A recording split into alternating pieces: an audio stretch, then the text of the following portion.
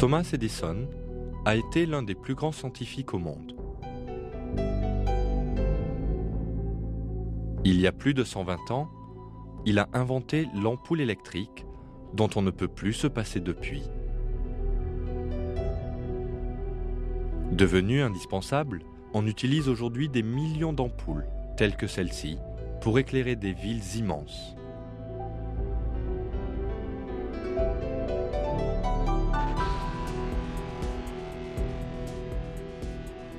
On assimile d'ailleurs la lumière à la civilisation.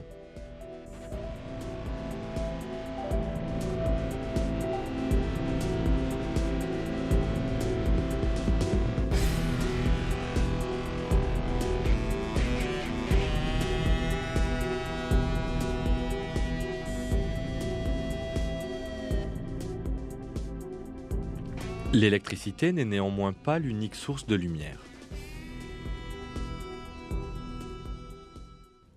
Regardez cette petite lueur qui brille dans le noir.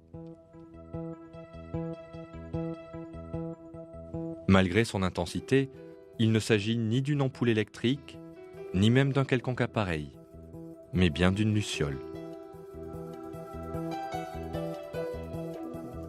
Ce tout petit insecte n'a pas besoin d'ampoule, ni d'électricité pour produire de la lumière dans son corps. La luciole est de loin plus performante que les ampoules, dans la mesure où ces dernières n'utilisent que 10% de l'énergie acheminée à l'ampoule pour briller. Les 90 autres pourcents étant transformés en chaleur et donc perdus. En revanche, la luciole produit à 100% l'énergie nécessaire à sa luminescence. En cela, sa conception est parfaite.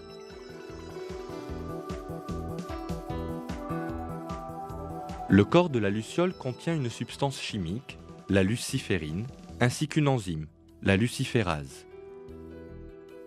La combinaison de ces deux composantes dégage ainsi de l'énergie sous forme de lumière. Ces molécules complexes ont été créées spécialement à cette fin et chaque atome a sa place assignée au sein de ce plan.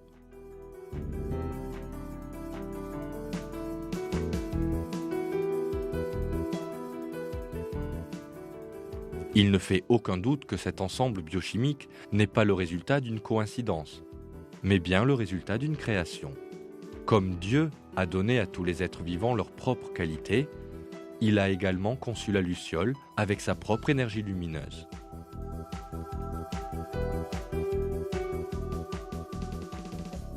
Que fait alors la luciole de la lumière qu'elle émet grâce à sa technologie éternellement de pointe? Afin de le savoir, nous devons étudier en détail une nuée de lucioles.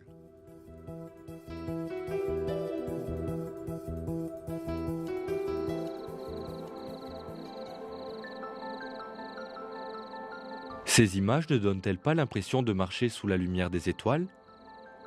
Or, ce ne sont pas des étoiles, mais bien des centaines de milliers de lucioles.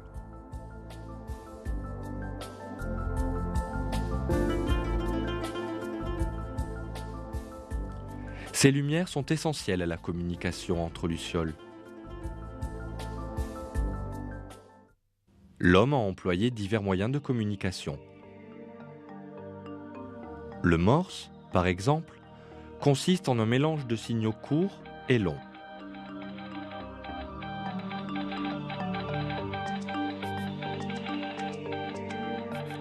Les lucioles communiquent entre elles avec des signaux lumineux de la même manière que le morse.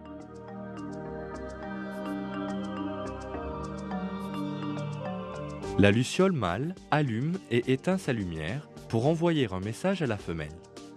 Le message mâle contient un code particulier que la femelle réutilise pour répondre au mâle.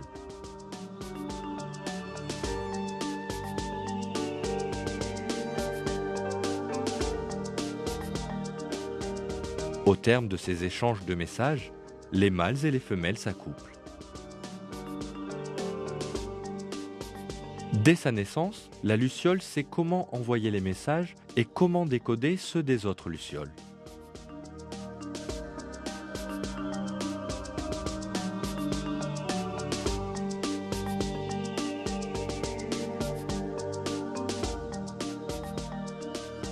Tout ceci contribue à faire des milliers de lucioles que nous voyons la nuit, de pure merveille.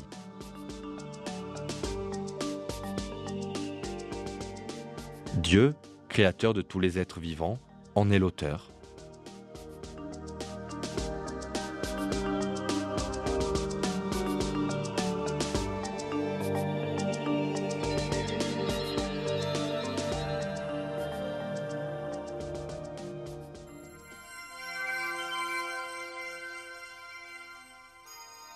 Certaines nuits, dans le golfe des Bermudes, on peut assister à un véritable spectacle de lumière.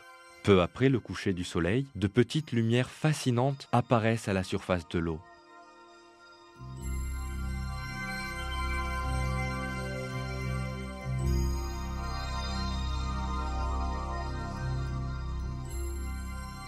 Ce sont les anguilles femelles qui remontent à la surface. Elles produisent deux liquides chimiques qui, une fois mélangés, donnent de la lumière.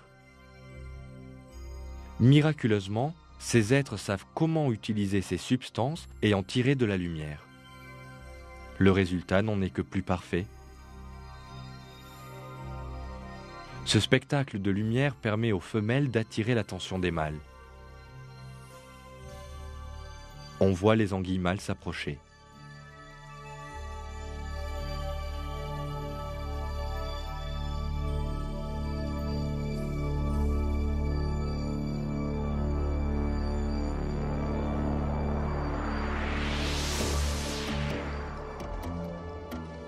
Dix minutes plus tard, la surface de l'eau est couverte de centaines de femelles qui brillent de mille feux.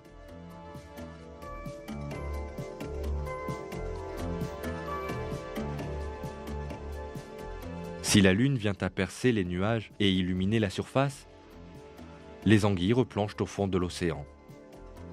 20 minutes plus tard, le spectacle est terminé.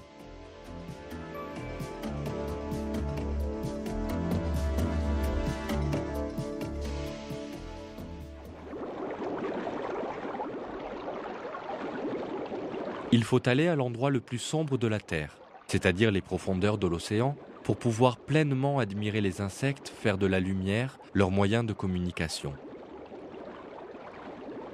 Ce sous-marin a été spécialement conçu pour plonger à 600 mètres de profondeur. Les rayons du soleil ne pénètrent pas au-delà des 200 mètres. Voici le point le plus sombre sur Terre. La pression y est 20 fois plus forte que sur Terre. Vous vous demandez peut-être ce qui pourrait vivre dans de telles conditions. Pourtant, voyez ces petits signaux lumineux à l'extérieur du sous-marin. Quelle fascination!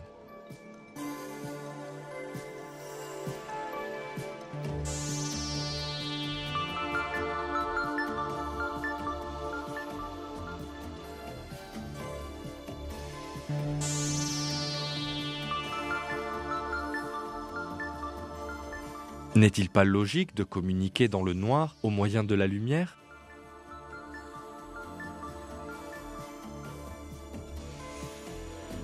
À travers ces créatures, nous sommes les témoins du produit de l'art magnifique de Dieu.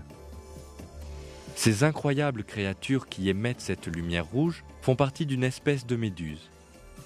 Dans des eaux moins profondes, le jeu de lumière de cette autre espèce s'apparente à une galerie d'art.